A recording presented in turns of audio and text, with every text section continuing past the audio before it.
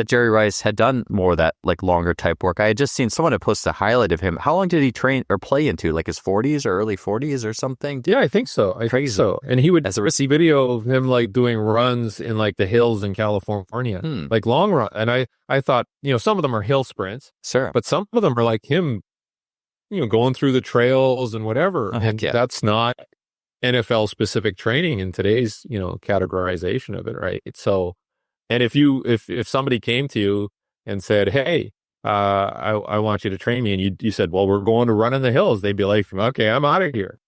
That was Derek Hansen, and you're listening to the Just Fly Performance Podcast.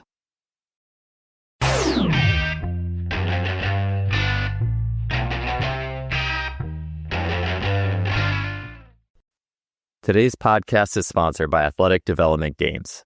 The new Athletic Development Games Play Boost Library is an app that is filled with engaging games to build athleticism in kids ages 4 to 10 in a fun way that builds a love of movement and movement learning. Games include those for speed, hand-eye coordination, jumping, and the essential athletic movements.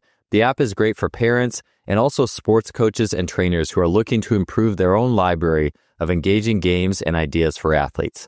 To learn more and sign up, you can head to athleticdevelopmentgames.com/app. That's athleticdevelopmentgames.com/app. Welcome to another episode of the podcast. Thanks for tuning in. This week's guest is Derek Hansen. Returning to the show, he is an international sports performance consultant with over 35 years of experience in speed, strength, and power sports. Derek has worked from track and field to Olympic medalists to athletes in the NFL, NBA, MLS, and more.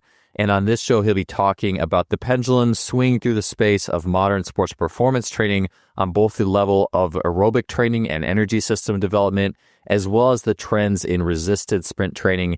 This and much more on the episode. Absolutely love this conversation with Derek and excited to get the show going here. So let's get to 439 with Derek Hansen. Derek, welcome to the show, man. And, I've been excited for this conversation. One of the things I actually wanted to ask you, maybe it's not so much related to sprinting, but of course it is, but like fascia. I feel like performance coaches, it's fascia. I've heard therapists call it fascia, like that Austin Powers little reference you put out there. So I know you have experience with both. What's the correct pronunciation here? Any thoughts with that? I think I took a course in the late 90s, a myofascial release course. So it is fascia, and it was actually a really good course. I drove down to Portland from Vancouver in like torrential rain to go to this course. It was at a nice hotel or area, resort conference area. And it was John Barnes' method of myofascial release. I don't even know if the dude's still alive, but it was a really good course. It was run by physical therapists, and they were very thorough in their discussion of fascia and different ways of manipulating it and managing it and all that. But that's over 25 years ago. But certainly that was my introduction to the concept of fascial release and fascial therapy. And it was positive. I haven't really kept up with what people are doing these days, but obviously it does enter into my sort of assessments and I still use some of those techniques. Yeah, maybe the whole fascia thing. There was only one, I will say, it was only maybe a couple therapists I've worked with who I've heard it pronounced that way, but maybe they were influenced by that Austin Powers clip that you put where it's like the fascia, like. That's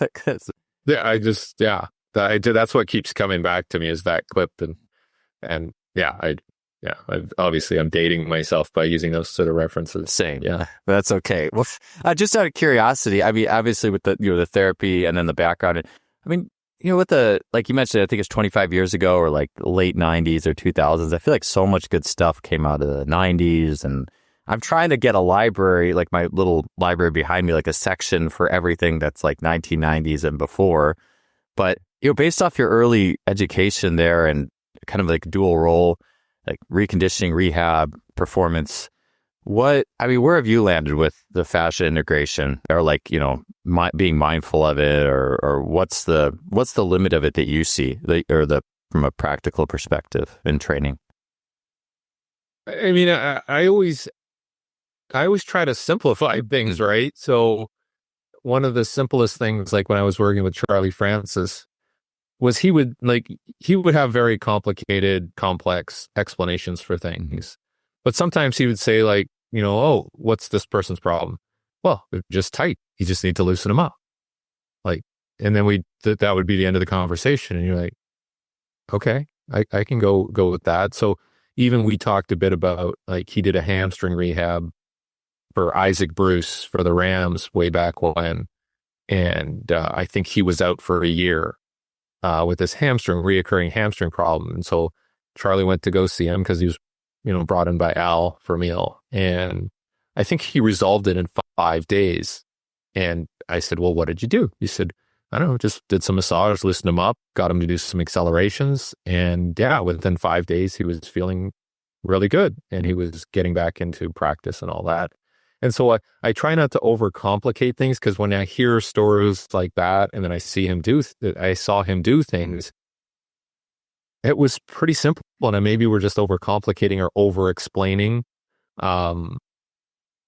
things. And maybe it's as simple as loosening somebody up, shaking out the hamstring, or doing passes, or creating more circulation. And I've tried to do that myself now, is not overcomplicate stuff.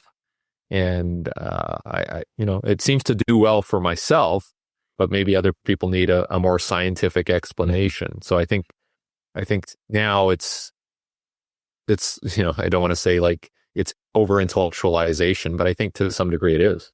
Yeah. One of the things I've been thinking about recently is even just going out for a run. Like, I was in high school, I wanted to loosen up. I just go jog a mile and a half, easy, slow. And, I was very bouncy playing basketball and things like that, 18 years old. And it's just like, go bounce a mile and a half, basically.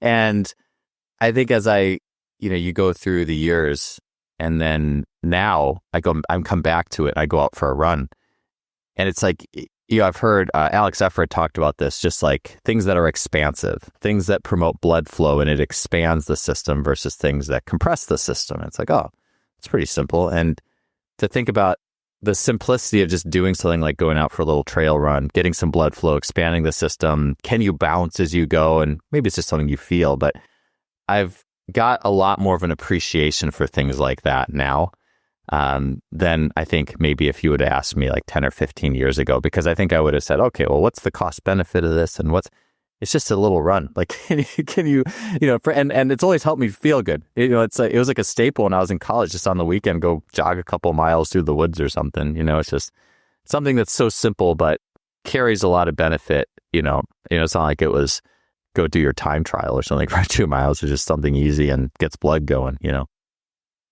No, and I think part of it is as you get older, those things have detrained because you're not doing them. And then when you do it, you get this great effect because, your circulatory system isn't as efficient, or maybe you're just out of shape. Like, that's what I found. So I'm in this loop now with my wife where we go to a couple of 5 to 7K runs a week. And now I'm 55 years old. It actually makes me feel stronger. It makes me feel better. I sleep better. After I finish the run, I feel like everything's clearer. And so maybe I neglected that. And it's like you said, it's so simple. Like, it's just go do some sort of continuous steady state activity. But I think what's happened too, and then, because I've been doing some work with Andrew Hauser, I've been Moxie monitoring myself and seeing, what the circulatory response is. And it does take a while for you to warm up.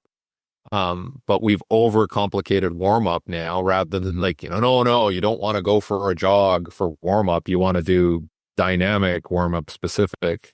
But some of the best warm ups I've had have been steady state, low intensity runs, especially now. And you can feel it. You can look at your heart rate and see how it responds after. And it usually takes about 10 minutes, 15 minutes for things to really start going. And I remember as a track athlete, you might have saw this too, a lot of the distance runners would go for an hour run or something, or 45-minute run before their 1500, or, just to prime the system and get things flowing. And I was like, wow, that's your warm up? Wow, I would never do that. And on some level, I think people have demonized like long distance aerobic work, like, oh, aerobic, you should be lifting. And, it's kind of like the bro science has kind of taken over basic physiology. And I think it's kind of hurt us, and I'm seeing that. We can talk a bit about it, but, my same discussions with Andrew Hauser is a lot of the injuries we're seeing are related to just general fitness deficiencies. Yeah. They're just poor. They're not fit because somebody's saying like power, or speed, or specificity. And we're missing on all these, GPP type things.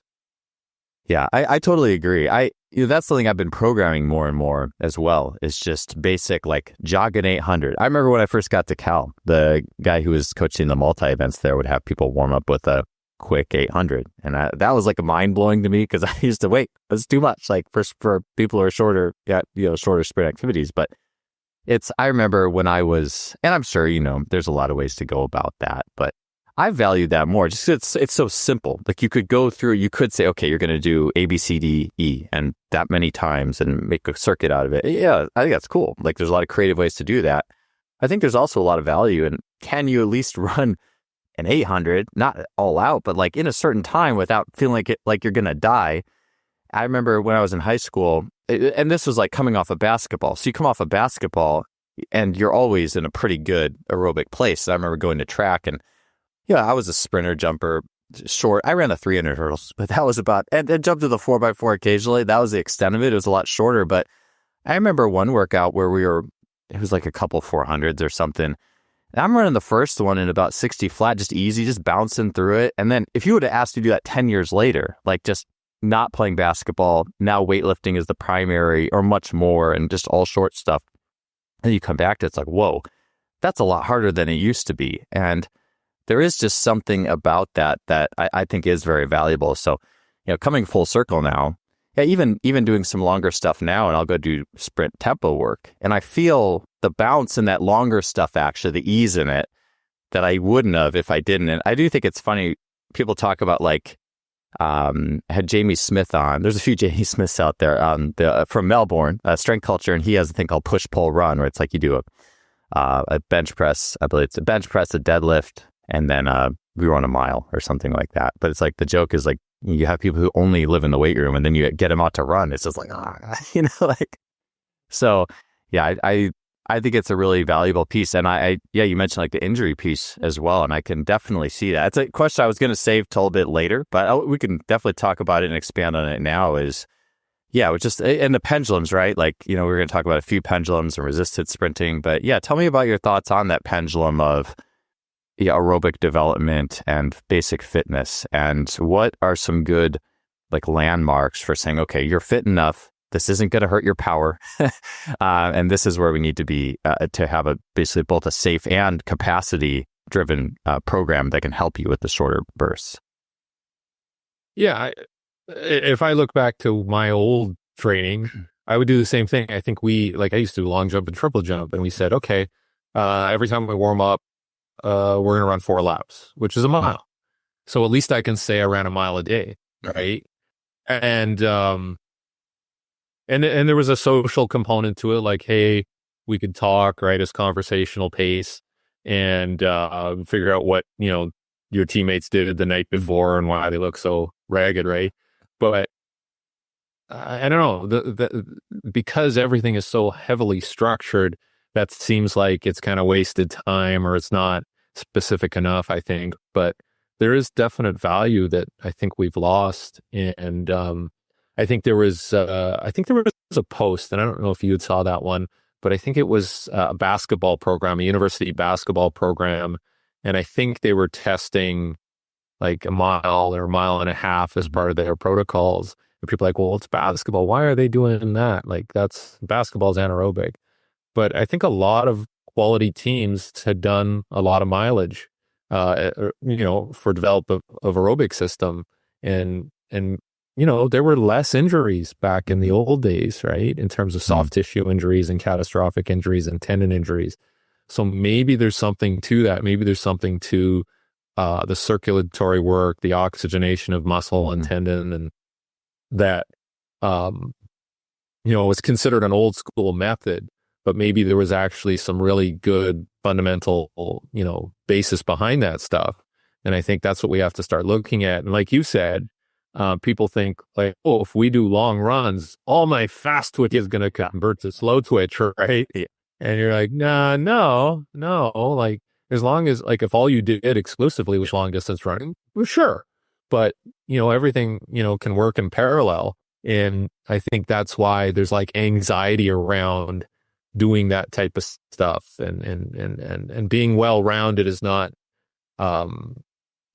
it's not as important to people. They would rather be like specific, like, what's your 40-yard dash? Mm-hmm. What's your vertical jump?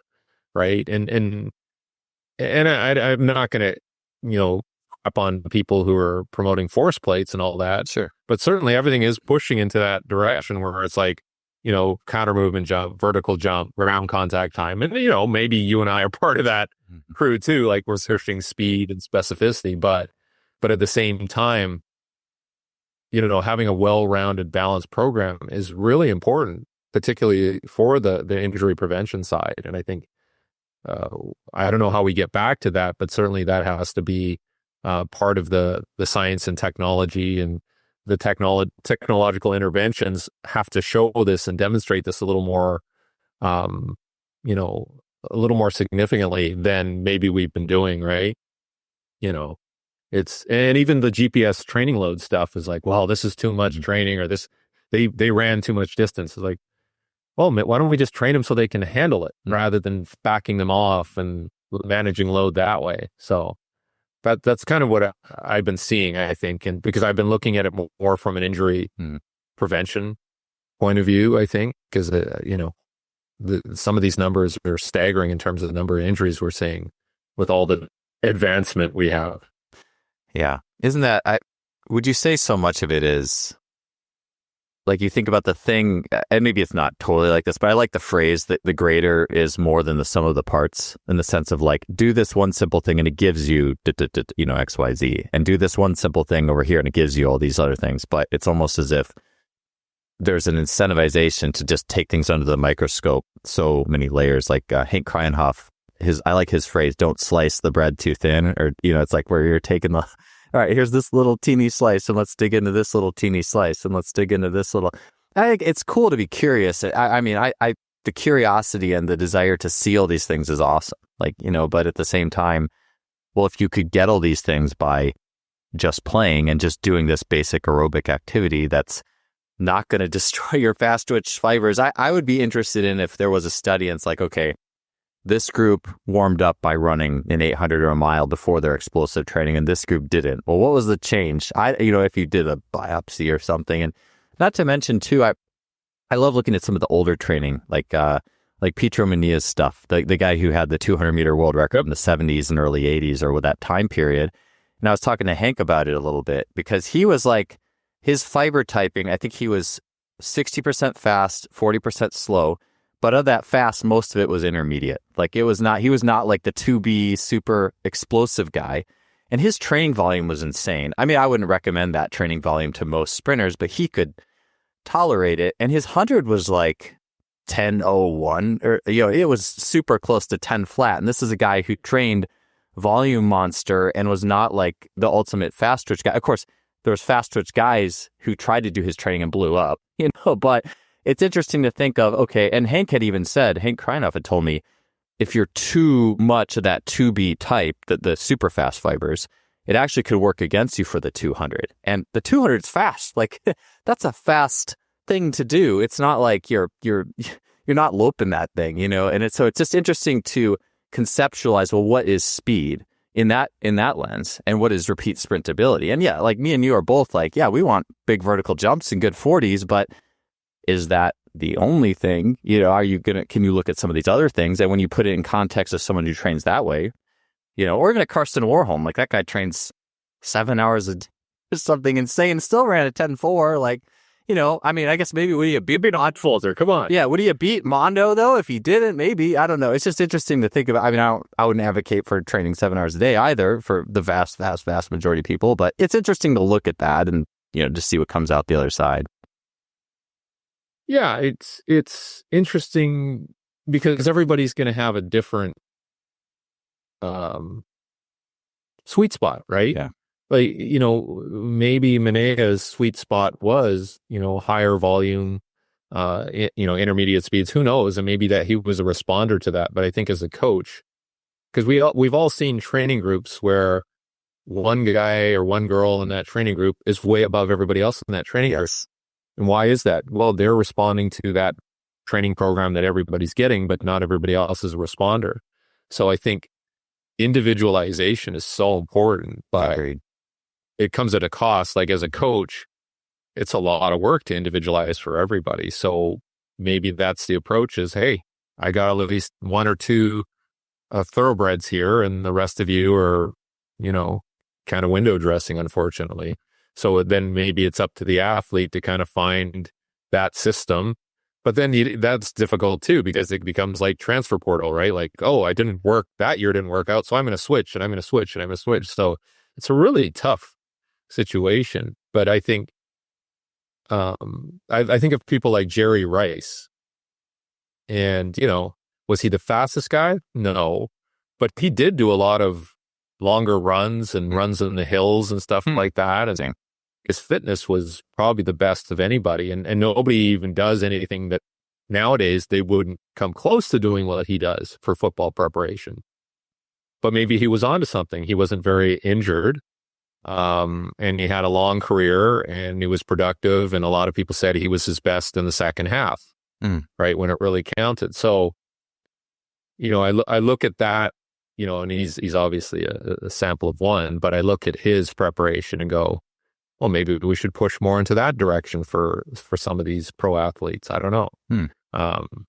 So yeah, I'm constantly thinking about those individual differences and like, pulling the levers, like, okay, well, maybe a little more volume here, maybe a little less volume there. And I think those types of things are more interesting to me than like, what's the exercise of the month or, it's those subtle changes that are, or what supplement to take or, but that's what gets me excited is understanding how much I can push into the endurance and conditioning side and not disrupt the speed side, but get the benefits of that investment.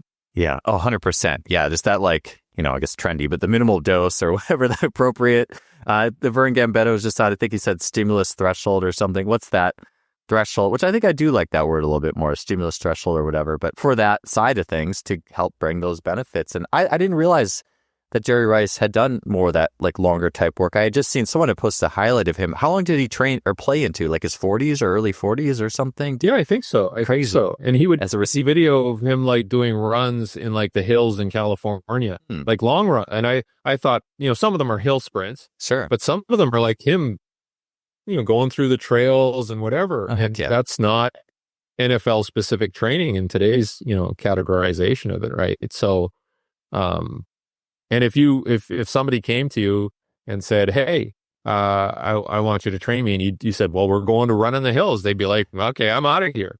Like that's not happening. So I think there has to be a bit of a paradigm shift around some of this physical prep stuff, because unfortunately, it is very, very oriented towards like combine training type stuff, like, which isn't necessarily the best way to prepare for football, so, now that the seasons are getting longer, they're going to add more games, 17, maybe 18. That physical conditioning, aerobic energy system side has to be part of your thinking, I would think. Yeah. Yeah. I mean, the combine is certainly deeply interesting. I mean, I'm sure you and I would both dig into the nuances of that. It's a lot of fun. It's explosive. It's in some ways, I think for that track and field output, here's the goal. It's in every, it's in both track and sports performance. We all want to have that thing that we can look into on different levels. And it's super cool. But at the same time, like, and what was Jerry Rice's 40? I mean, of course, he has his own unique physiology, but what was he, like a 4.6 or something like that? Or it wasn't like... That's what I've heard. Yeah. I don't know who timed it or, but yeah, exactly. Nebulous too, right? Like, is it a real time? But but clearly he was fast. Like if you watch his highlights, like he's out sprinting people. And so, yeah. But knowing that he did put in that mileage and still was, Pro Bowl speed or MVP speed in the NFL, like, okay, well, that's not a bad approach then. Like it didn't hurt him. So I think people are afraid of some of this continuous endurance stuff, and it's demonized. Now, having said that, like I'm not a big fan of hearing about teams doing 25 line pins with 45-second breaks, right? So I think good training is good training, and just take the elements you can to maximize it. I agree, because the pendulum had to swing because of something.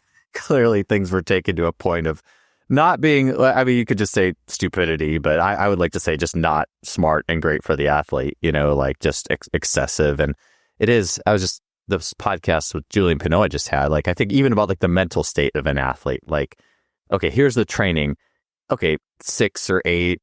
Okay, like, mentally you're still kind of in a different place versus, okay, you got 25 and okay, well, how is number 12 different than 19? It's just like you get to this place of just, zombie, you're just trying to survive it, or okay, versus I even think of, Jerry Rice running in the hills. Like I lived in Berkeley. I would run in the hills behind Cal. Beautiful. Like it's its own experience, and each turn of the trail is different than the one before it. And I think, again, that's where I look at the greater than the sum of the parts. There's something about just being in nature and running and just kind of like Rocky, or whatever it is, right? It's just, and then you do some sprints and it's awesome. And versus, okay, we're on this field and I'm waving for the camera. People can't see, I'm just waving my finger back and forth. There's something I feel like that's also just quite different about those two things. Yeah. There was a comedian I saw on Instagram. It was just a reel, and he was talking about, when we grew up in the 80s and 90s, we had to be mindful because we didn't have our phones, right? So like, taking a ride on the bus or even taking a crap, like that was mindfulness, right? Because you sip it, right? And maybe, the videos that I saw of Jerry Rice running in the hills, he didn't have like a Walkman on or anything like that. Like, so there's something about that mental resiliency as well. Today's podcast is sponsored by Gym Studio. Gym Studio is a frictionless gym and studio management software. It can effortlessly manage memberships, schedule classes, track attendance, and even automate billing. To check out what Gym Studio can do for you, head to gymstudio.com and set up your free 14-day trial in less than 5 minutes. Yeah. I was looking into, Vern Gambetta had recommended a book by Mabel Todd, The Thinking Body. And it's funny, as soon as I posted it, like people are like, oh, Randy Huntington was talking about this book. And it's like, you realize a lot of these people who have, access to older, the literature from back in the day or before everything was on Instagram or whatever it was, like there was a lot of layers there that we don't look at. And one of the layers, I went back because I got the book and I was watching some of the video. And in the video from the teaching, it was talking about, okay, when you're a baby, everything is just sensory and exploratory. But then as soon as you start to, you get upright, there's more external task related. And then everything's external and you totally lose that contact with your body and what it's doing. And even, it doesn't have to be crazy. You don't have to, go to all the Feldenkrais classes, but even just being mindful and running in the woods, I'm sure there's something that, and not having the headphones in and just feeling your body. I think there's something that's really cool to that maybe we don't talk about so much anymore. Yeah, no, it's checking to see like what your screen time is probably is pretty valuable, and going, well, I need to shorten that. And one of the best things I've done in the last few years is we got a dog, and I just go walk in the forest with him and watch him. And for a while there, I would listen to the music or the podcast, and now I just put that away and I just kind of take in the environment, and it does help. It does help in terms of like freeing up your mind and having a break. It's like a recovery, right? Yeah, it is. It probably fits in with that. I don't know if it was that article in the Atlantic that I think it got retracted, like about too many coaches or too many sports to over specialize, right? But we well know it's true. But like there is that. I mean, I'm sure it's just out there. Athletes have too many coaches for everything. It's like you have all the coaches, all the specialists, and all the technology. So it's like, at what point do you get the reverse of that, which is just space? spaciousness and just space to absorb and process and that thing. And how do you do that in the world that we live in now, with the way that children's brains are, and not to be like the doom and gloomist, like all the kids are F today and we're all screwed because of phones and whatnot in our brains. But it's like, just to take into account the differences in dopamine and the way the brain is shaped with technology. And, how do we allow that space now? How do we provide that room? They got free play, of course. Like my kids before we hopped on, like my kids are outside right now, 6 and 8 years old. And my son who's 6 is on my skates and he's trying to, I hope he's okay. Skate right now, give him some space. Well, you don't have a GPS on him? Not yet. Not yet. So he's wearing a helmet at least. So I hope he's okay by the time I get back out there. But yeah. No, it's as a parent, and my kids are older than yours, but still, yeah, you're trying to understand how this stuff all affects them. Knowing what I did in the 80s, which was, I don't know, you go out, do stuff, your parents didn't know where you were, come home, right? Do it again. And we were very active. But now most of their activity is pretty scheduled and structured, right? So I don't know. Yeah, you can't fight it. You can't go full Amish, right? Mm-hmm. But yeah, I think you're just trying to manage, and you're trying to, like we were saying, like you're just pulling levers and inserting a little bit of this, a little bit of that, and just trying to buffer things a lot of the time, knowing that you can't really get people away from their phones or get away from technology. Well, okay, how do you manage it better? And I think that's what I'm always looking at, because I'm just as bad as everybody else. The same guy. The same. Yeah. Right. So I'm not going to be a hypocrite saying, let's banish the phones and put them in, lead boxes. But I think being aware is probably the most important thing. Be aware that it's an issue and that you have to manage it. Yeah. Yeah, for sure. I was just talking about that the other day with the breath, eyes, touch. Like some of the books are coming out like for like the Gen Z, and like, specifically being aware of those things and taking time to, I guess, embody training and sit with things in a way that lands in your body differently. So yeah, it's a big thing for sure.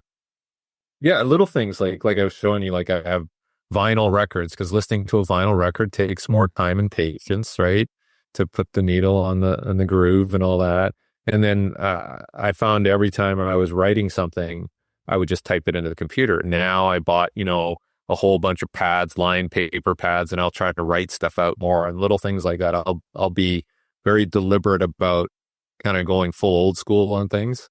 And I have digital cameras, but then I pulled out my old film cameras, and I've been using those more. And then I bought a 8mm Super 8 film camera, video camera, whatever, it's movie camera. And that was fun because I went and shot some sports stuff, and then I had to send the film away, and it took 3 weeks to see what the result was, to get it sent back and scanned and processed and sent back to me. But it is sort of like a delayed gratification exercise that I'm trying to do. And I think it helps. It makes life a little more interesting. Yeah. I think that should be an instructional manual for both coaches and athletes, like the art of like delayed gratification in coaching, or even like what you're saying. I think I've shared this story on this podcast before, but one of the coaches, Olympic head coaches for swimming at Cal, Dave Jordan, he used to say he would have to write his workouts on graph paper, because if he typed them, they were too hard. So it's like you have to take the time to just connect the mind to the paper. And there was someone I follow, I really like his work, Gurwinder, maybe Chris Williamson, I think it was, had shared this. It was like the evolution of how we like process information. It used to be like old films, then it's like DVDs, then it's like YouTube clips, and it's like all the ways that all the information, the way we live, has gone from things you did have to sit with and process just slower and more patiently to quicker. And it's like, yeah, we're in that now, but how do you at least, like you said, be aware of it and at least find the time to, okay, I'm going to take the old school step on this one today, and just, even for me, just having a notebook for my own trainings and just sitting there writing out intentions, just making some notes, it is so valuable. And just the value of even a journal and doing that's been awesome for me. And Yeah, like you said, I'm in it too. Like I am not like that for everything. I'm not going to sit here and say, oh yeah, I start my day and I get out in nature for 2 hours before I do any tech. No, I don't. I wish I did. But like yeah, trying to find at least something is so just so your brain remembers a little bit. Like it's like, oh yeah, this is how we're wired. Not at least something in that I think is Well, yeah, like I have two kids in university, and they're telling me like, well, the teacher sends out the notes, the PowerPoint slides, and some people don't even show up, or you can watch it later if you don't go to class. And so we had this discussion about the importance of actually going and taking notes in class, and then maybe rewriting the notes, and that's going to help you retain the information and understand it better. So we've had to have those conversations because I think everything is so accessible that maybe it doesn't register as well because, like you said, there's not that time and effort to get the information. Where, like in the old days, I used to go to the library and the university library, and I used to find journals like there was like a track and field quarterly review, I think it was called, which was a journal, and I would go there and I'd photocopy it and read through the notes. And then Soviet Sports Review was another one where I'd photocopy them, and I had all these binders which I ended up throwing all away because I'm like, this is just, I'm hoarding like binders and stuff. But at the time, that was the way you did it. Like you just went to the library, read a journal, read a book, made your own notes. But now it's obviously it's podcasts and Instagram posts and all that. It's not as tangible, so I miss that. Yeah.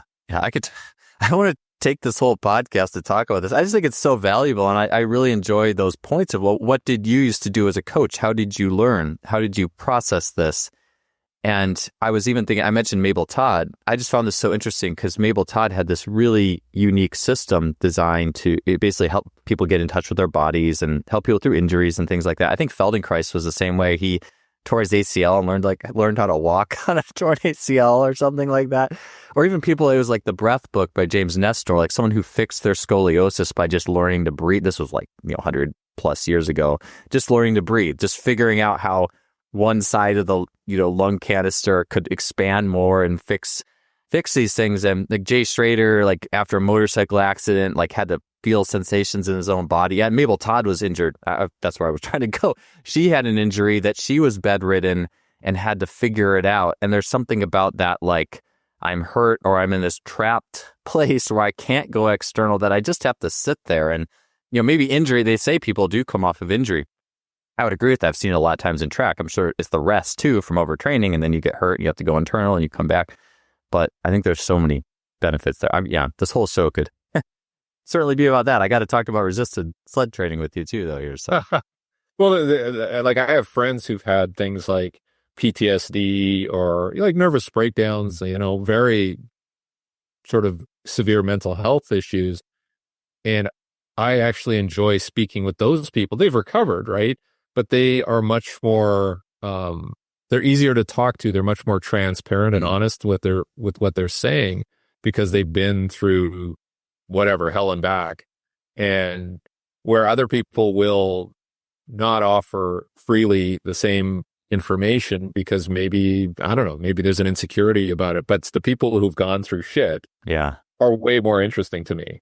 Yeah. So like the you have to face yourself, in that, mentally and emotionally, just like maybe an injury. Physically, you face your body, and then you face your mind and the inner self and come back different. The hero's journey. Yeah, definitely. It makes you look more inward and kind of deal with those issues, right? So, yeah. But yeah, we need to hear more of those types of stories and rather than see that everybody's just winning on the internet or on social media, right? Because most people aren't winning, right? Yeah. So, yeah, that's what I need. I want to make it a point to read more like athlete biographies, elite athlete biographies and just those types. It's fascinating to me. It's like the thing that's like, I need to have more of those on my bookshelf, like just those stories. Because it wasn't all like, all I do is win the whole way up. That's all I did. This is really boring. Yeah. Which is funny because I'm reading about it's just a side hustle I got going on, but I'm writing a script with another friend of mine that's being looked at by some people who work for Netflix. Anyways, but so I went into looking at character development and plot, plot arcs and all that. And basically you find out that people that are normal and people that are having, success, they're really boring. Like, we don't want to see that. When we want to watch stuff like, the Menendez brothers on Netflix because it's tragic and it's got twists. And so, we're drawn to dysfunction. Yeah. Right. Yeah. At least from an entertainment point of view. So anyway. Yeah, that is true. Yeah. There's that boring. Yeah. The boring, scalable business or whatever it is. Yeah. The people, just boring, do the boring, simple things every day for a long period of time type thing. I don't want to watch that. Yeah. That's definitely the viral. Yeah. Not the hit movie for sure. All right. Well, hey, let's talk about resisted sled work, because we were talking about pendulums, aerobic. So I think it only makes sense. And that's one of the main reasons I was like, hey, I got to do this podcast with Derek. Just the pendulums of, okay, but we had Charlie Francis and the 10% and then heavy sled work, heavy resisted. And well, where do we land? Your thoughts on all that? Because obviously you have a very strong background in that, and then seeing where things have gone. Curious where you've landed. Yeah. It's, I wrote an article about it, and I just said, maybe this stuff's going too far, because whenever I travel, I try to watch, visit and watch other people train people. And especially in the strength and conditioning industry, I think, there's still a lot of education that could be offered in terms of the running and like we were talking about, the aerobic stuff and basic running. And I think some people don't feel as comfortable with the running stuff and the running technique and the planning for running. So what you end up seeing sometimes is that some people say, well, we're working on acceleration. So if you go watch them do acceleration, everything's resisted. So they'll do sled pulls, they'll do, other mechanical resistance, they'll use bands, they'll run up hills. But that seems to be, for a lot of people, acceleration work has to have a resistance component. And you'll see, and I don't, I try to come up with numbers like maybe when I do acceleration work, 20% of all the work is resisted. But what I'm seeing is 80% or more is resisted. So I started asking why is that? And I think some people just feel more comfortable with adding resistance, visually, conceptually, it just makes sense. Well, in the weight room, when I load them, they get better. They get better at strength. So I think they also carry that over into acceleration and say, adding resistance is going to make them more effective at accelerating. And on some level, that's true, right? But it really depends on where that athlete's coming from. If they have a strength deficiency, then certainly adding some resistance on the run is going to help. If they have a really good weight program and they're doing, power and max strength, and maybe you don't need to do that, right? Maybe you just have to do some minimal stuff. And I was talking to Kevin Tyler about it at Altus. I saw him this past weekend, and I talk to him every once in a while, and we're talking about resistance. And he says for certain athletes it works really well, but we both agreed that it's more of a postural coordination, or maybe there's a security with having the resistance on because you can get into positions that feel more comfortable, more balanced, right? But it's not necessarily more weight is better. There's a sweet spot, right? I don't know if it's the 10% decrement. I don't know what it is, but certainly I think if you're a good coach, you're trying to find that sweet spot, just like the Pietro Manea example is, what is the volume that's going to optimize what we're doing? Are they getting better? Are they running faster? And certainly if you're working with a population of kids who haven't done any strength training, yes, if you do a study, they will all get better when you drag a tire or whatever. But we can't necessarily use that as our basis for our planning. Because if you do that, if you started putting a sled on Usain Bolt at his peak and he hadn't done any sled work, it may make him worse, right? It may create some problems. So I just think people need to look at this a little more critically in how they're using a sled or any other resistance device, and what's the main purpose there. Is it technique? Is it mechanics? Is it a good way to onboard people for acceleration work to get them into comfortable positions? And then the other side of it is, if you're doing more volume with resistance in an acceleration position, how does that load certain structures, especially the posterior chain? Is it changing things? Is it creating more problems? And I always look at the Achilles tendon. I look at even things like adductors. I've seen more people have more adductor problems by doing heavy resistance. And probably it's because they're pushing too long. They're on the ground longer and pushing, and it influences hip rotation.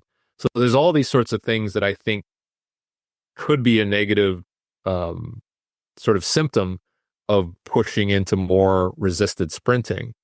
And again, going back to my conversation with Kevin Tyler, is that if you're a good coach, you could teach people how to accelerate and plan acceleration without resistance and still get great results and still have improvements like they did in the 1960s, 70s, 80s, early 90s, right? I mean, I didn't start seeing a lot of resistance stuff until past 2000.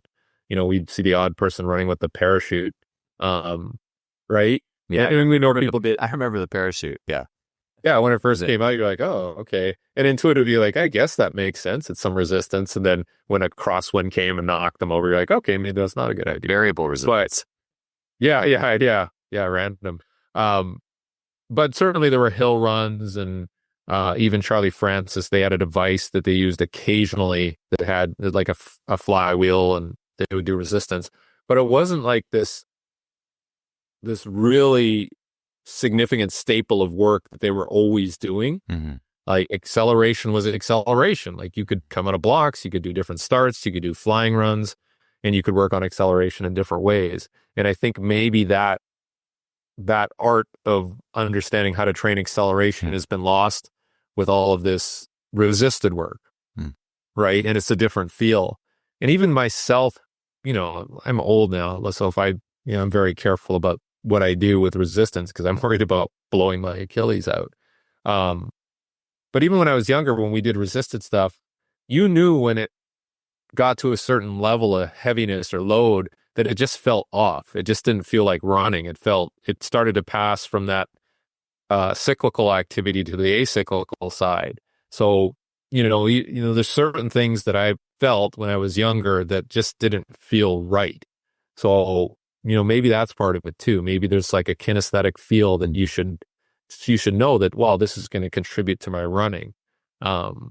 So yeah, it's definitely something that is not simple to break down and say like, this is exactly how much you should do, or this is exactly the weight.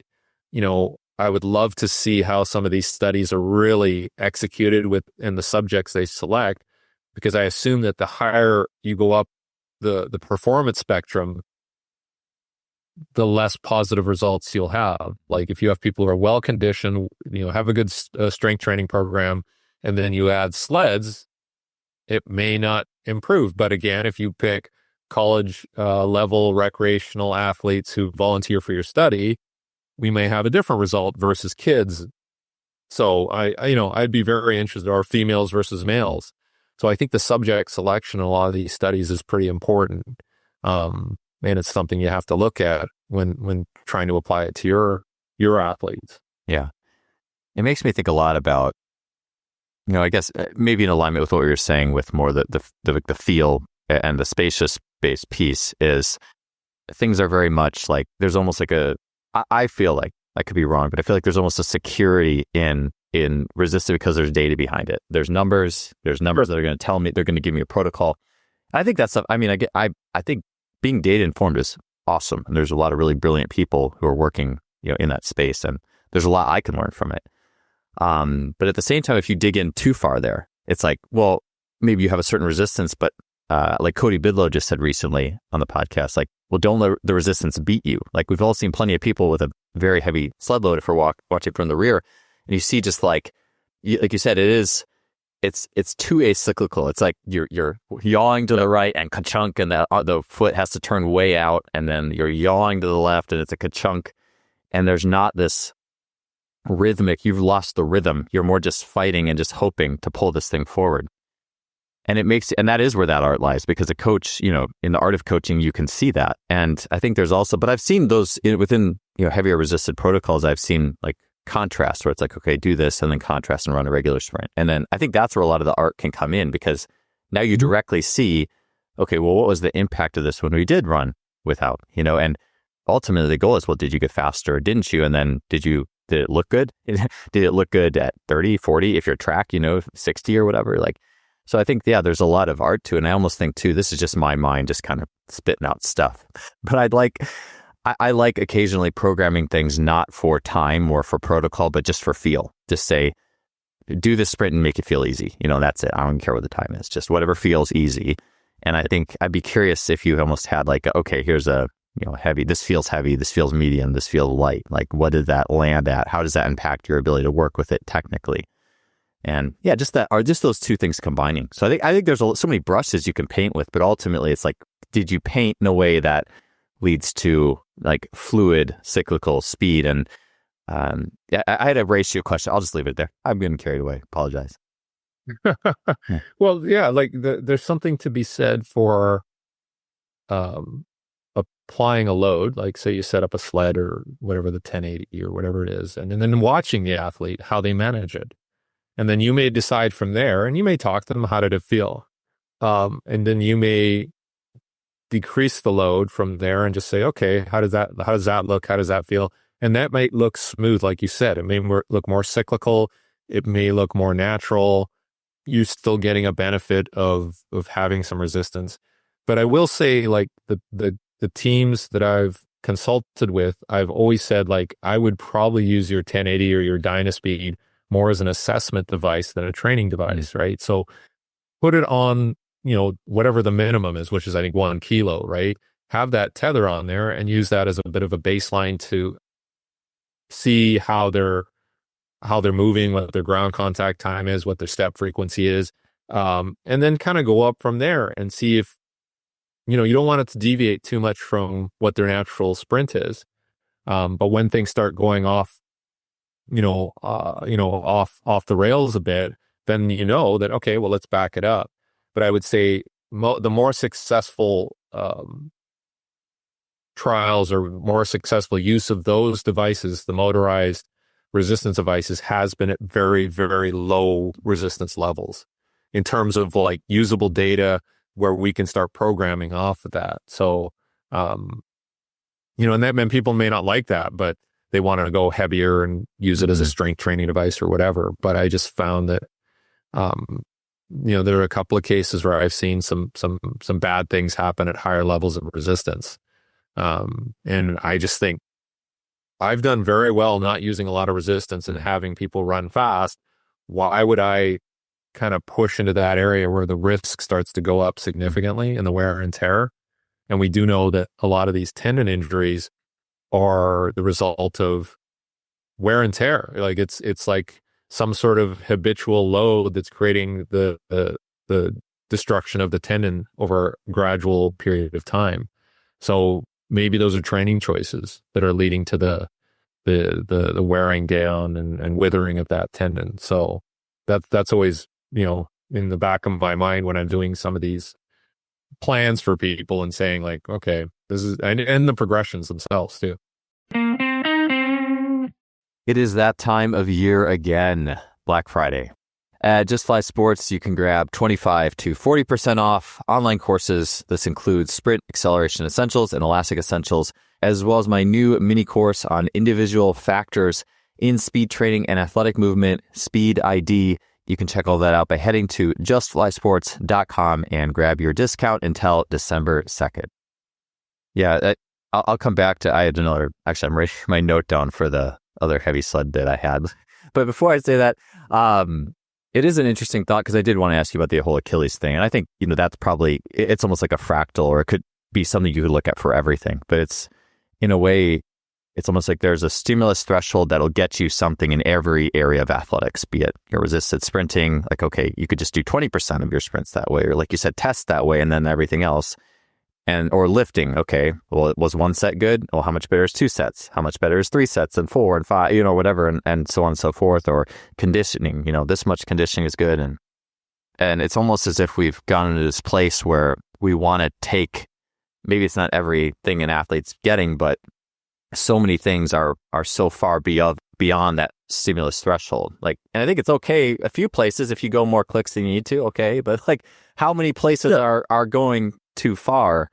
And then also movement variability in there, almost going to Jerry Rice running the hills, where it's like, hey, it's a trail, it's a little bit different, it's like playing out in the playground and all these, like the more natural way or the natural variability of things. It's like how far, it's a complex mix, but it just makes me think about even like what you said, resisted. It's like, okay, if we're doing a few, 10% of your acceleration work with a resistance of 10 or 15% or something. Okay, that was good. Okay, well, how much more should we do? Like that kind of way of thinking. Yep. It's interesting to consider it that way versus, and again, I haven't gone far enough into the protocols or, on a 1080 or Dynaspeed to say anything really, but I just think it's interesting to look at it from that perspective of things versus instantly, you need this battery and we're going to do this, that, and the other. It's just interesting for me to consider.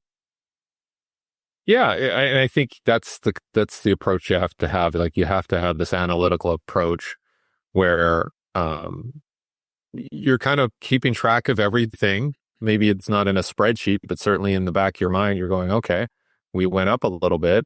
How do people look? How long can we sustain that? When do we get away from it and taper it off? And those are always the things that I'm thinking about. I would hope that everybody kind of thinks that way, because if we go back to like the max strength model, where it's like, okay, weight room, how much of the weight room do we do to make somebody faster? And we know there's a significant point of diminishing returns there. So is a 400-pound squat enough, or is a 120 kilo power clean enough? And sometimes it is, right? Sometimes like 300-pound squat, 350, and some guys running 9.7. So I think, everybody should think about that point of diminishing returns for everything they do. And, even on the aerobic side, like we were discussing earlier, okay, well, what kind of mileage, if we're going to do this, would be optimal to maintain health and not hurt the other side of performance. So yeah, that's it's like, to some degree, it's kind of like a Jenga thing where you pull a piece out. Hey, everything's still standing. If there was like a way you could push it back in and see, but I'm always thinking about those types of, models of like, okay, what can we pull out? What can we put in? And then maybe in an X block, you can reinsert something, right? It doesn't have to be all the time we're doing resistance sprints. So you do a little bit here, like you said, like it might be within the workout. Okay, let's do one heavier one. Okay, let's do 3 lighter ones. Oh, that sort of helped in some weird way, right? But that doesn't mean do more heavy stuff. It just means that novel stimulus worked in that particular scenario to fix somebody's gait or whatever, or posture. So I think you have to think of it that way. It's like, it's just, you're kind of tweaking, you're kind of prodding, you're poking a bit, and you get the results you want. And then you have to rethink, okay, how do we use that again in a safe way? Right. So that's how my brain is working with this stuff. Yeah, I agree. That's the saying of life, basically life rhymes, but it doesn't repeat. That's what I was looking for. So it's like, yeah, the next time it might be a little different too. The next time you also have to kind of keep that in mind with what the athlete will need in the next session as well. Well, it's like parenting. Like, and you'll find is like when you start having teenagers, it gets really complicated, right? So you'll say something to them and they'll like respond, and then the next time it doesn't work, and you're like, well, how come that didn't work, right? Like, last time it worked, and so you got to come up with a new approach, right? And sometimes you got to come in hard, and sometimes you got to come in soft, right? And so if your partner is there helping you, like maybe it's bad cop, good cop, and then you switch, and like parenting is really the ultimate sort of coaching test. Like if you can find ways to achieve the same result or better result, but you're alternating your approach to fit their mood or, their hormones or whatever it is. That's what I found. Yeah. Yeah. With the different types of stimuli available too, like you had mentioned, like weight room program, sled program. I was thinking about, this is what I wrote down, was that, Jamaicans and heavier sled work. I was just curious because I don't know what I've seen Usain Bolt dragging a sled on the grass of the sun, the mountains in the background. Always looking rhythmic, never not looking rhythmic, when he's doing it. And so I was just curious if you knew more about that, because those, to my knowledge, you see like a Safa Powell, heavier squats and cleans and stuff. But as far as I know, Bolt hated squats, just did like leg press, which is cool, and cleans. We all know that reverse arm curl clean video or whatever, but maybe that was his bigger special strength stimulus as far as he needed. Yep. So I'm just curious what you know about that, area of the I don't know much about that because, like, if you see a clip here and there, you can't. Yeah. You have to be there for an extended period of time to know exactly what's going on, right?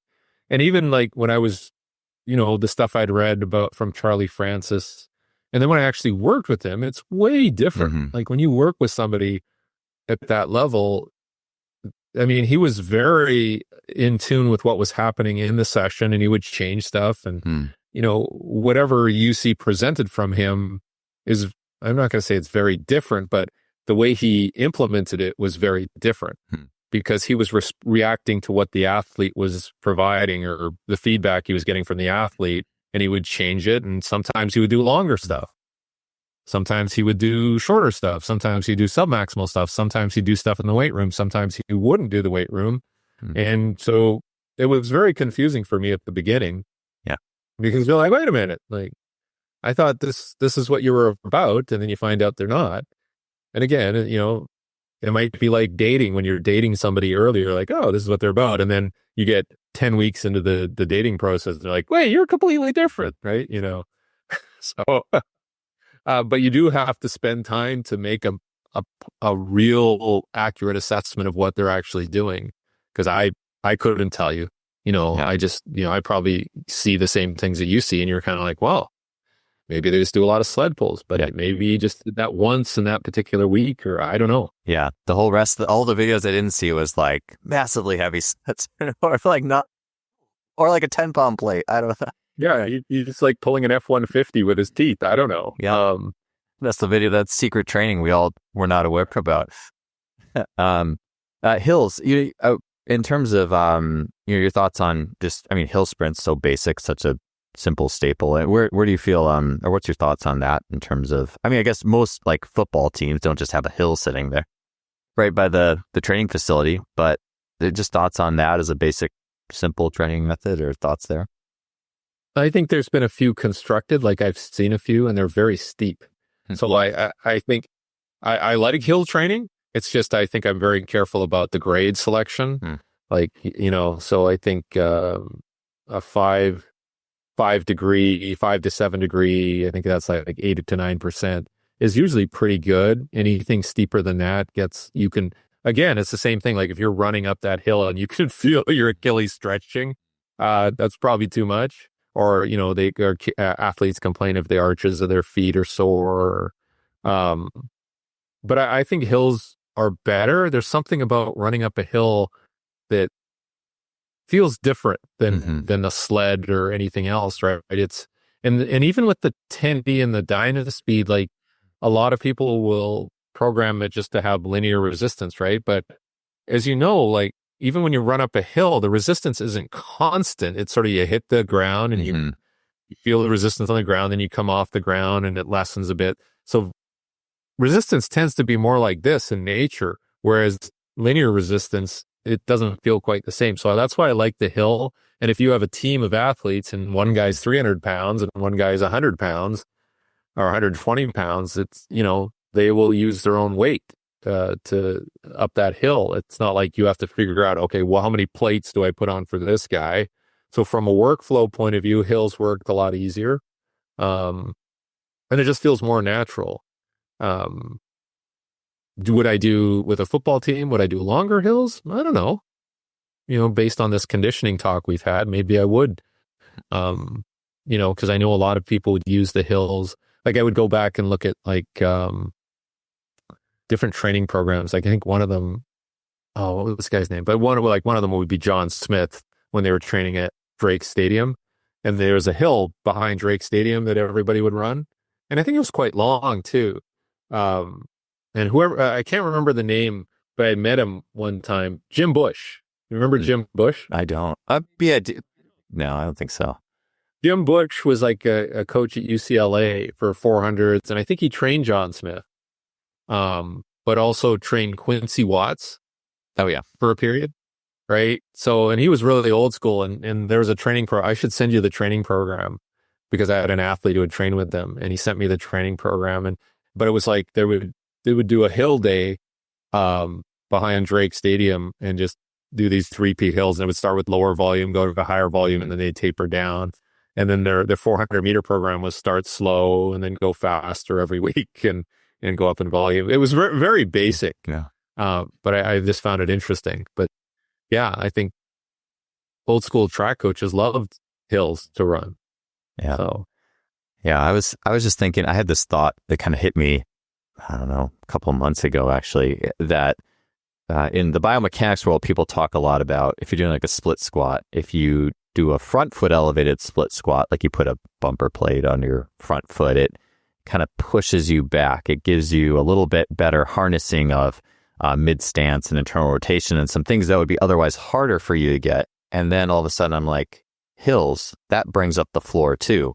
It gives you this access to your hip that you actually would not otherwise get. And all of a sudden, all these videos I've seen, hills, rear view, even the way I feel myself doing, I'm like, that makes sense. Like, and I think you get the same things on a sled, but it's a little different. It's a little bit more like kind of undulating, like it's not the same. There's something about how your body turns, even that rotation that's present in acceleration, how your rib cage kind of turns around the foot that's on the ground. There's just something that's different. It just feels so good about the hill. Yeah, I love hills. I was saying, I'm always going to go for like, nature, but I mean, resistance training is super, I think it is super cool. I'd love to dig more into data pieces, but I always feel like that minimal, I don't know, if you can get it in a hill and the whole team's doing it, and even longer hills, like a lot of, back in my 20s, there was at Wilmington College where I coached. That was my first coaching job, real coaching job. Is we had a huge hill in the front of campus, like 100 meters, and we did a ton of our fall training. And the amount of like athletes who were really on that elastic side, like they hadn't had that exposure, they didn't have the strength in their sprinting. That helped those groups so much early on. Like even if it was more endurance, even if it's like, hey, 3 by 80 meters and walk, jog down, like that kind of thing. They got so much out of that. Yeah, and even this idea that like when we do sled pulls or 1080 Dynaspeed, like you have to be tethered to it. So where's the best place to put that line? Like if it's on your waist, does it influence hip rotation? Yeah. Or if it's on your torso, like, and those types of things I'm always thinking about is like, well, maybe that's not necessarily a good thing. Maybe, the hill does allow me to rotate properly through the hips and shoulders, and there's not that very specific constraint point where it attaches to you, right? So, yeah. You got me thinking now. I remember this was 7 years ago, and I can never set this up well. I tried it with the Exergenie, and I think it was interesting. I didn't like stick with it that long. I kind of want to try it. I don't know how I'm going to set it up now, given my logistics currently, but like Darian Barr, I was at the track with him, and he was putting resistance up higher. Like usually it's like sitting on the ground, right? And we put it like up on the fence or something. So it's pulling you like from the top down. But that actually, it felt a lot more interesting and different in a way that probably would be more specific to the very early steps because it's forcing your shin to drop more. But it was way different feeling. And I think it is interesting, just from a thought perspective, to think, okay, all we ever think about is resisted loads. Well, what about where that resistance angle-wise is coming from? And how does that feel? And how does that create angle changes? And just those kind of things. I just think it's interesting. Yeah, like you said, with how does the hill feel and how does that encourage specific rotations versus, where is the resistance angle coming from? Where is it placed on the body? And now how is that changing things? I'm sure there's people doing that. I'd be interested, whoever's doing that, where it's placed. I'd love to hear more about it just because I think it is fascinating. But yeah, where that all comes from is super interesting to me. Or when it's really windy, why don't you accelerate into the wind? What does that do? Like that's different, right? Does it pop you up? Does it support you? Does it, there's all sorts of ways that you could, or we tried even using weighted vests for early acceleration. And, we got some interesting results there because acceleration is horizontal, but it's also vertical. There's a vertical component. So if you put a weighted vest on somebody, it's going to stress them a little more vertically. It's still a horizontal component, but all these things are interesting. But I think they're interesting in the right doses, right? Like, and it's the job of the coach to figure out, okay, I'm going to use the weighted vest in this workout because we want to elicit this response, or, maybe there's a technical issue that helps fix. And then pull, and how many reps do we do with the vest? How many do we pull out? Do we add a sled? I think that's the interesting stuff. But I don't know if it's necessary to spend, $20,000 on a very scientific device. Maybe if you have a bigger organization and team and you're using that for specific assessments that allow you to go, okay, this is what, this is the load that we want. And then we can do it with cheaper methods like hills. And that's why I bought one of those dynamometer Tyndek things. Oh, I have a Tyndek. Yeah. Because I'll just put it between the sled. Like when I was working with the team, we put it on during the 1080 stuff, and then you saw what it looked like on there, and then I put it, and then you try to match it with the sled, right? So you get the same forces. So I think it's a really useful device to have if you are looking at resisted sprinting, because you can kind of hook it into different things, and like maybe even for that higher placement, maybe it influences how the force is going through that Tyndek, and you get an exact measurement of that force, right? So for what is it, $200? Oh my gosh, I couldn't believe it. Yeah. It's so funny that you got that, because it's a climbing thing. Because I got it. So I was watching CEOs. A physical therapist was telling me about it. I'm like, okay. And I bought it. I'm like, hey, this works really well. Yeah. Right? Throw it in my bag.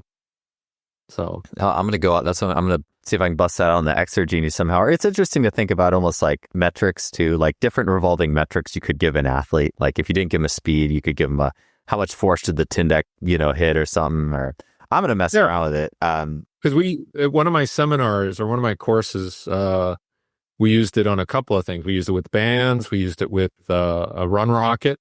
And we used it with a sled. And they all had slightly different variations on how that the force is going through that acceleration. So it is kind of cool. Like for $200, and you don't want to spend like 20 grand on a 1080 or whatever, like there you go, $200. You can come up with your own little algorithms. Yeah, even force plates, like that's for me. So I do have a K-box, which is definitely a little bit more expensive on the side of technology. But what I actually use that K-box more than anything for is I bought that Tyndek because every winter is like my rock climbing season. Like I try to make my own training more seasonal these days. And I was watching somebody's, just isometric grip, and they're like, on the Tyndek. And so I'm looking this up, and I'm like, this thing's only like $200, and it goes up to 500 kilograms. This is amazing. So I've just been using it on the K-box to get max ISO, mid-thigh pulls or single leg, Alex Tentura's single leg ISO type squat stuff. And yeah, it's been awesome. It's almost like if you had this like cheap tech toolkit, that would be in there without question. It's such a cool piece. Absolutely. If you have an iPhone and a Tyndek, you're good. Yeah. Oh yeah. I love it.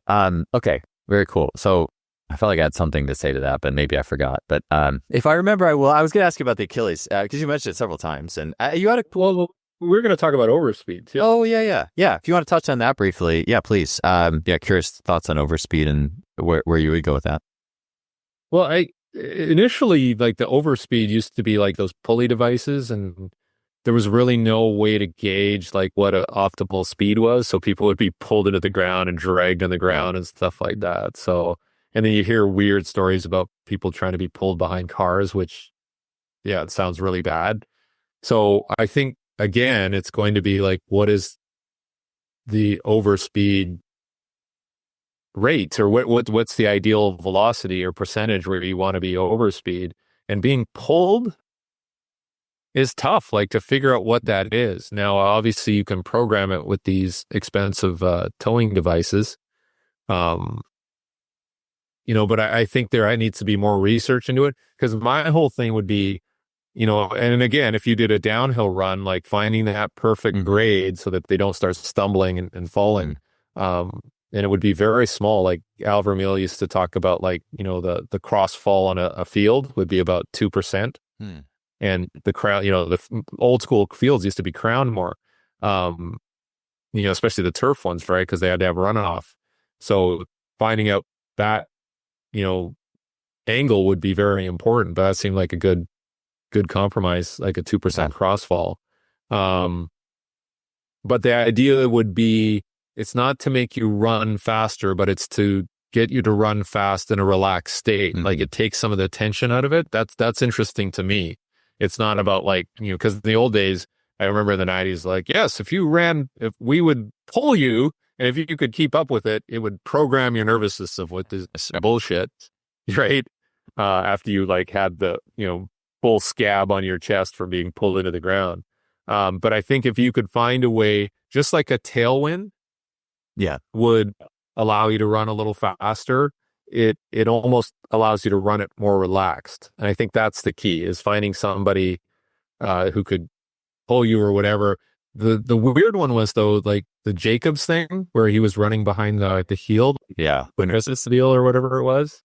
And I always thought, once in a while that would be interesting. It depended on how much you did, because the other concern I would have under that condition is it's deloading his hamstrings, right? Especially in the upright position. So if he's running and there's no resistance, there's no wind resistance, obviously it's easier, but it does decondition his hamstrings to some degree for when he has to run into.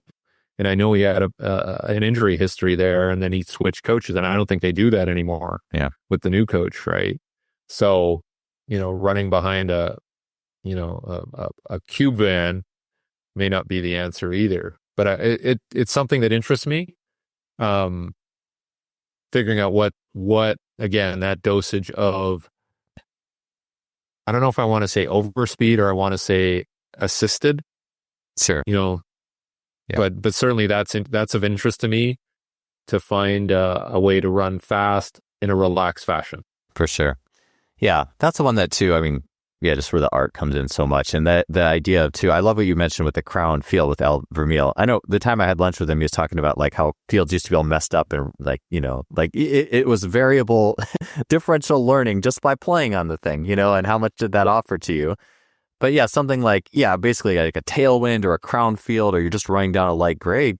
Cool. Like I don't, but then it's more, well, okay, what's the stimulus? I like that word, stimulus threshold with Vern Gambetta had said. It's almost this point where, well, what's, if a little bit is good, like, and makes a change, how much do we need? You do a really light overspeed, and then how much did that give you? And then, okay, well, how much more is going to help you? And then the idea of too, I like the idea of too, of everything, like I got this from Liz Gleedle, a Canadian javelin thrower, like things being a side quest, okay, what did this side quest teach you? But it's a side quest. Is it the main quest? No, but it's going to teach you something. So maybe there's some things that side quest had that weren't ideal for your body, but maybe it gave you something that you can try to plug into the main system and remember what that felt like. Even, this was something I didn't mention before, but even like velocity-based training or taking a tendo on a bar. Like I like how Christian Thibodeau, also Canadian, I had said that using that the first few weeks to just teach you, this is what intention should feel like. Then we'll not use it. It's because you should have learned that. It's just giving you something to plug into the system. And so I like to get them it that way as well. I think, certainly there's coaches who do use taking you a few clicks over to powerful potentiation or frequency. But yeah, the question is how long, how are we going to make this work for the long haul as well, especially if you're an athlete who has a big career ahead of you and those types of things. So yeah, a lot of things to consider, but I love the idea of like, just like, where could you find, it's almost like when you go jogging and you're looking for a hill to sprint up. It's like, oh, this is the perfect hill. There's also the reward in finding it. And I think too, almost like that little teeny downhill grade. Oh, this is the perfect grade. Let's do our little bit of overspeed here. It's like that little charge you get. But those fields that used to have it, that's just cool to think about. Like, or let's just run this angle, like from the center to the corner. You're going to get that little angular corner downhill or something. I was just kind of, I love all these creative ways to think about how to get that little stimulus in there. So. Yeah. And it might be 5 reps every 2 weeks. I don't know. Like that could be the sweet spot. Like that's the interesting part about it. It's not like, let's hammer this method until we get a result. It's like sneak it in there, and then bring it back once in a while. And I think if you have the confidence and the expertise to do that, you're going to have good results. Yeah, for sure. As I've seen it, when it is this special thing that's in there every now and then, that it seems to me that as I've seen it, that never goes bad. It's like, oh, we're going to do this and it's special and charges you up, versus like, I think it could easily certainly be taken, too far. So interesting to consider. The one thing, I remember the one thing I was going to say that I forgot. It's, I'd be curious what you think about this idea, but it's almost like, you talk about, back to the 80s movies, like Rocky versus Drago. It's almost like you start with Rocky and you put in enough Drago, tech training to make it happen, but you don't want to go the other way around. You don't want to, it's all Drago and then, well, here, let's go out and, I mean, not that that's, I mean, we can't all go in the, the winter of Siberia and just train, but just to start with the basics and then enough, and good, like social and emotional and those things, and then put enough of Drago in to move the needle as we need to. Yeah, no, I think that's what the challenges with sports science and technology is you're trying to pull the best stuff out of that without interrupting your workflow and, the feel part of it, right? And I think that's the challenge nowadays is everybody wants to look like they're advanced and they're using technology, but on some level you can't let it dominate your process, right? And I think that does happen sometimes. Yeah, for sure. The balance. So speaking of that, I did want to get, with the tendon stuff, Achilles, you had mentioned something, you were talking to Jake Tura about the tendons and like the damage and like I'm super interested to hear, given how everything's come together, because I think it's a few years you've been onto this now with the Achilles tendon type, increases and those things. And after the journey, where are you at? Fell for at least the last 5 years, right? Because it was, if you had 4 or 5, like 20 years ago, it'd be like, that's a lot. Now it's 25, right? So, and I ran into Jake and we were in Fort Worth for, I think, the college strength coaches conference. And we just started comparing notes and obviously he's very into tendons. I saw some posts he did where they went hunting and they were dissecting deer and like, okay, this guy's into it. But I think it comes down to, again, I'm not going to say stimulus thresholds, but certainly there are thresholds beyond which your tendon's going to not handle very well, right? Whether it's acute or chronic, there's going to be damage in there that's going to not recover, not regenerate as fast. So if you're constantly doing the same activities that are creating this wear and tear, you're going to run into problems. And a lot of the time when we see that tendon rupture, it's not because of an acute load, it's because of just this, whatever, it could be months or years of degeneration. And we saw that with, I think, all the quarterbacks that have had those problems, whether it's Kirk Cousins or Deshaun Watson or even Rodgers. Like, it wasn't like the play where they ruptured their tendon was this incredible forces going through it. It was something where like, wow, they got injured. So that tells me that there's something that had happened, and it might be age because a couple of those guys are older, right? And we know that's definitely a warning sign. If you're in your mid 30s or older, you're going to be more susceptible. But a lot of the injuries that are happening in the NFL are like 23-year-olds. So that has to be a wear and tear issue. And could it be the fields, the turf fields, the shoes interacting in the fields? Could it be something to do with their training? Could it have something to do with COVID? Could it have something to do with cell phone use? And, I had this theory that everybody was like hunched over and it was putting more stress on the posterior chain. And maybe it's a nervous system thing. Maybe it's a nutrition thing. So you could factor all of those things in to explain this degeneration problem. So, but I don't know, but I do think it does have something to do with chronic training loads of that stress that tendon in that way, and maybe it has something to do with like a weakened blood supply to those tissues. So aerobic training, not as popular. Specific training, sled poles, agility in cleats and spikes and super shoes and all that, maybe that's the problem, right? So you're losing some balance there. Yeah. I think Jake had posted, I thought this was interesting. I don't know when this research came out, but it just said just runners in general. If you're a runner, period, I think track was maybe lumped in there. Your chances of having an Achilles issue are like 30x or something. And it just says like, especially like age 40, I don't know what the age was. I'm like, oh, I'm right in that bracket. Perfect. So it's almost would speak to like the more you specialize on the straight ahead running pattern and really just dig down into that, probably is not ideal. And I know for me, I've mentioned this a million times on this podcast. If I go running in the stream, the creek with all these rocks, like just all over the place, I just step on the rocks and they're all a little different, and my Achilles instantly feel better the next day. Every time. It's like therapy, so it's almost this like wide versus narrow path of how everything goes. So I definitely resonate with the over, like, let's do this thing and be more explosive for a longer period of time. It just makes sense that if you keep doing that, absent of play and variability, like that's got to be a major ingredient there. Yeah, like you must have seen that documentary about the Swedish jumpers and track athletes. What was it called? The Price of Gold? Oh, yeah, I did. Yeah. Yeah.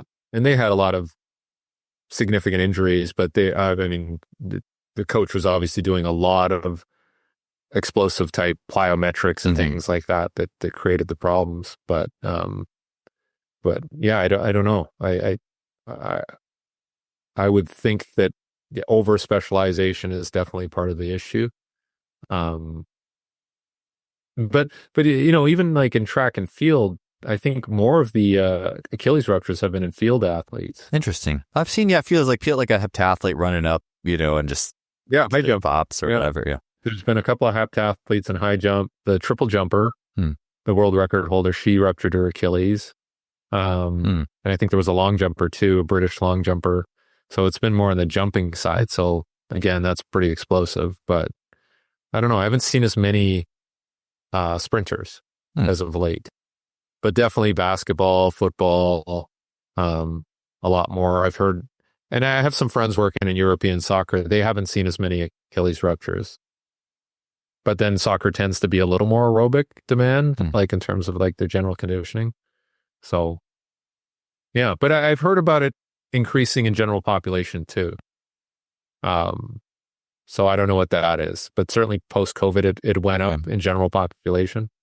Yeah. I wonder if it's a reduced activity. Yeah. I wonder if even just in environment and environmental factors in general, maybe the way the environment and, pollution, whatever, nutrition. Ultra processed foods. Yeah. I don't eat seed oils.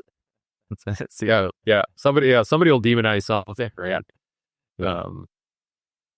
Yeah. So it's something, obviously, it's as a coach and as an active middle-aged person, I'm concerned about. Yeah. I always think about, because I work with some high school football players and some of them had some calf injuries, calf contusions and all that. And I was very careful about their return back, because I know if that calf gets damaged, the load can shift. And so, yeah, I think it's a pretty devastating injury. Oh, yeah. Yeah. When I'm trying hard to avoid. For sure. Yeah. I shouldn't feel like I have to say it. But yeah, it's, I think about it a lot. So I don't play sports. Like as an adult, I don't play sports. People are like, hey, you want to go play basketball or tennis or pickleball? I'm like, no, I'm just going to go for my run and do a lift. And I just train. I don't play sports for that reason. I think it's just way too unpredictable. Yeah. The old pickleball, maybe that's the next thing, tracking pickleball Achilles injuries. What's the world of pickleball? What's the world of pickleball giving us there? Yeah, there's a whole group of the whole physical therapy industry is like, pickleball, yay! Right? So, yeah. Well, we shall see. Maybe that'll be the next one. We'll bring the research of that in pickleball Achilles versus other sports. So, but hey, awesome. Well, hey, Derek, do you have anything anything new on your plate, like you want to mention before, like any projects or educational resources or things you're working on you want to mention before we hop off the call today? I've been spending a lot of time on my 10 by 10 yard, 10 meter shuttles, and putting together a course for that, which, originally started as a rehab protocol, but I've been using it more for performance and conditioning. And I've been working with people like I said, we did a course last week with Andrew Hauser in Arizona, and it's very recovery based. And so looking at muscle oxygenation and looking at other things like electrical stimulation as part of a recovery process. So we're trying to take that course on the road, and I'll have my own sort of electrical stimulation course as well. But yeah, it's very focused on, I guess it is focused more on recovery and rehab, but I think there's some interesting things about doing the density of those short sprints that I've incorporated into a lot of training programs now. Cool. Yeah. Density and short sprints. I think that's another thing I think people don't talk about, like the density piece, but we could talk about that too. Yeah. Another show, but that's a whole other podcast, Dave. For sure. Well, great stuff. Hey, thank you so much for taking the time, Derek. It was awesome talking to you today. Yeah. Thanks again for having me on, Joel. Always have great conversations with you.